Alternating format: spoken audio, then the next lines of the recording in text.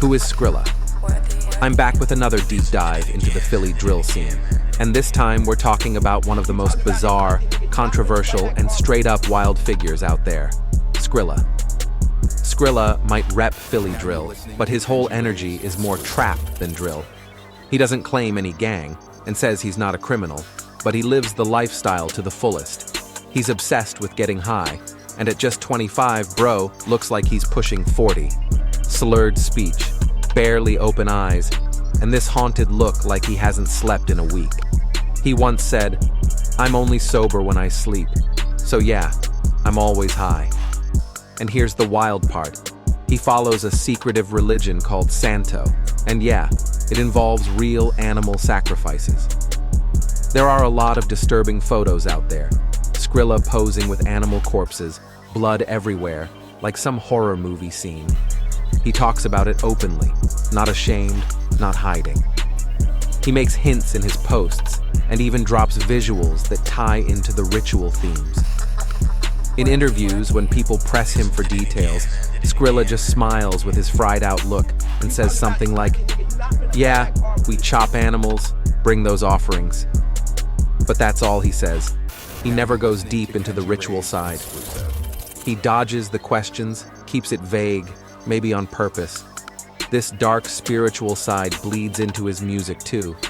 Skrilla's credited with pioneering what fans call zombie drill. Slow, haunting beats with horror movie samples, ritualistic chanting, creepy visuals, and bars about the streets, death, and dark energy. He's like a street prophet and a horrorcore villain rolled into one, and that's what makes him fascinating. Skrilla was born in '99 and raised in Kensington, Philly. Back in the day, Philly was a big industrial city like Chicago. But in the '70s, the economy collapsed, factories shut down, and Philly became a hub for heroin trafficking.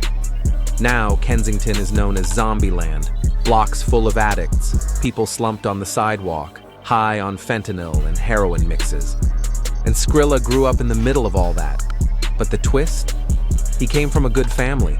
Both parents went to college, had decent jobs, tried to keep him away from the streets. They pushed him toward basketball, and he was good. He played for school teams, won trophies. His dad hooped too and thought Skrilla could go pro. But the streets called louder. Skrilla didn't join a gang. He just started moving weight on his own. "I didn't have what I wanted, so I got involved. Rolexes cost money. My folks were solid, but they weren't buying me Raleighs." By 13, he was already deep in the trap game. He never touched the hard stuff, or so he claims. But he made his money off it. Rapping wasn't the plan either, until he saw Rico Havoc, another local Philly rapper, blow up out of nowhere. Skrilla thought, "Yo, if he can do it, I can too." He dropped his first track, Dog Food, inspired by trap legends like Future and Young Thug. Early on, he sounded like a Thugger clone, but later developed his own eerie, drugged-out, horror-infused style.